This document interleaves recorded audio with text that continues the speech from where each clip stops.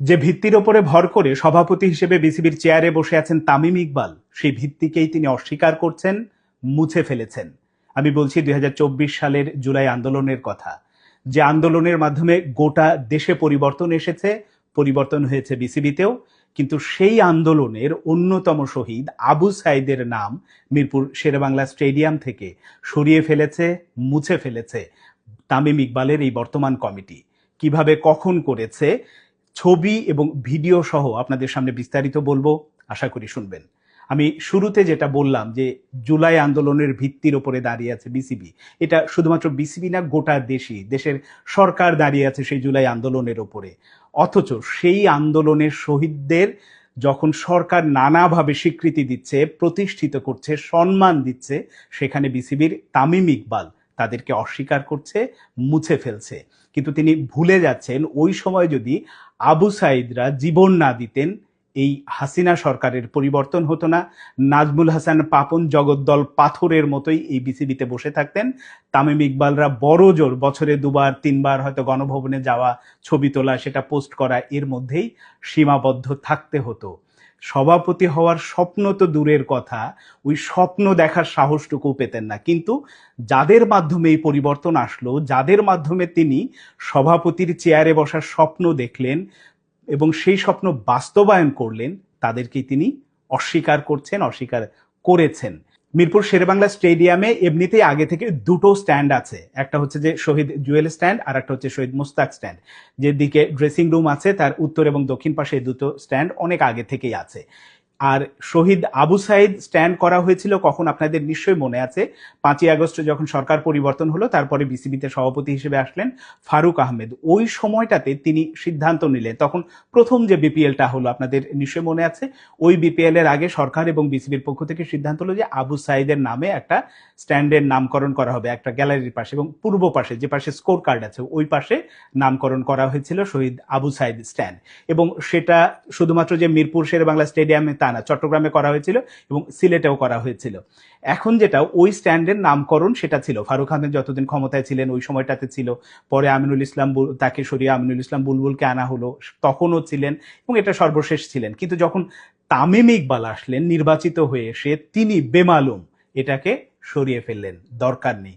কিন্তু এটা কার স্বার্থে আসলে করা হয়েছে, প্রশ্নটা তো সেখানেই আসে। এখানে কি খুব স্পষ্ট হয়ে যায় না যে ডিসেম্বরে শেখ হাসিনা যখন আশি আশি করছে, তাদের নেতাকর্মীরা যখন আসলে চারদিক থেকে এরকম হুঙ্কার ঝংকার দিচ্ছেন যে হ্যাঁ আমরা আসছি সদল বলে, এটা কি তাদেরকেই খুশি করার জন্য না?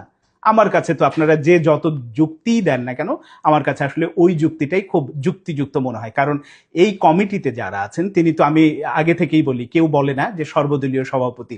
তিনি তো আওয়ামী লীগের লোকজনদের নিয়েই, তাদেরকে প্রতিষ্ঠিত করা, তাদেরকে ব্যবসা দেওয়া, সবকিছু মিলেই তিনি সেভাবেই আছেন। এবং এই পদটা যদি, যেহেতু আবু সাইদ ওই সময় জুলাই আন্দোলনের কি শহীদ ছিলেন, এটা তো আসলে ঘোর, যদি আপনি আওয়ামী লীগের অন্ধ ভক্ত না হন, একেবারে ঘোরতর সমর্থক না হন, তাহলে তো আবু সাইদকে নিয়ে প্রশ্ন তুলবেন না। মানে আবু সাইদের ওই জীবন দেয়াটা টোটাল আন্দোলনকে তখন অন্যরকম একটা মাত্রা দিয়েছিল, গোটা দেশে স্ফুলিঙ্গের মতো ছড়িয়ে গিয়েছিল।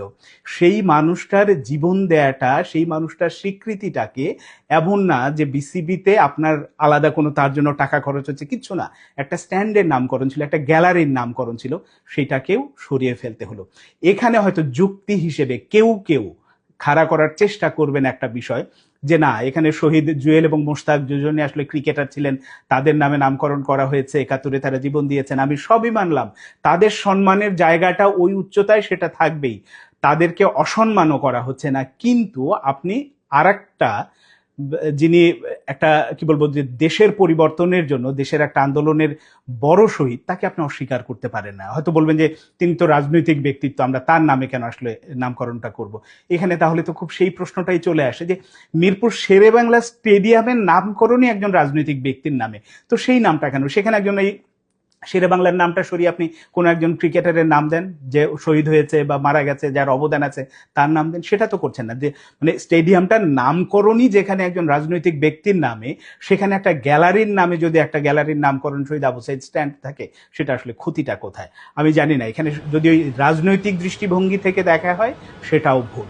এখানে রাজনৈতিক দৃষ্টিভঙ্গি বা অন্য কিছু না, এটা শুধুমাত্র ওই যে 3রা আগস্ট যখন সারা দেশে পাখির মতো মানুষ মরছে, তামিম ইকবাল গিয়েছিলেন মনে আছে গণভবনে শেখ হাসিনার সাথে দেখা করতে, সেই খাতার ছবি বা যেখানে ওই যে নোটবুক যেটা হাজিরা খাতার মতো দিয়ে যেতে হয়, যেখানে লিখে ভেতরে ঢুকতে হতো গণভবনে, সেই খাতার তো সব ডকুমেন্টস আছে, ভিডিও সহ আছে, ওই সময় এটা ভাইরাল হয়ে গিয়েছিল। তো সেটাকে তো অস্বীকার করার উপায় নেই। তো সেই আন্দোলনে যিনি শহীদ হলেন তাকে রীতিমতো মুছে ফেলা হলো মিরপুর শেরেবাংলা স্টেডিয়াম থেকে। এটা দুঃখজনক। আমি জানি না ক্রীড়া প্রতিমন্ত্রীর এর সাথে আসলে সংযুক্তি আছে কিনা, তিনি সায় দিয়েছেন কিনা। যদি সায় না দিয়ে থাকেন, কেন এটা করা হয়েছে, এটা নিশ্চয়ই ক্রীড়া প্রতিমন্ত্রী জানতে চাইবেন। এখন তার জানার সাহসটা এখন আছে কিনা, কারণ তামিম ইকবালকে বসানোর পেছনে তারও তো একটা বড় অবদান ছিল। এখন সেই অবদানকেও হয়তো তিনি অস্বীকার করবেন। কিন্তু তার চেয়েও বড় ব্যাপার যে আমার এই কন্টেন্ট বা এই কথাগুলো সেই প্রাইম মিনিস্টারের দপ্তর পর্যন্ত যাবে কিনা বা দেখবে কিনা। যদি দেখে, এটার একটা বিহিত করা উচিত। কারণ এই তামিম ইকবালের কমিটি যখন সাকিব আল হাসানকে ফ্র্যাঞ্চাইজি লিগ খেলার জন্য এনওসি দিচ্ছেন বিভিন্ন সময়ে, আবার এই তামিম ইকবালই কিন্তু শহীদ আবু সাইদের নাম মিরপুর শেরেবাংলা স্টেডিয়াম থেকে সরিয়ে ফেলছেন।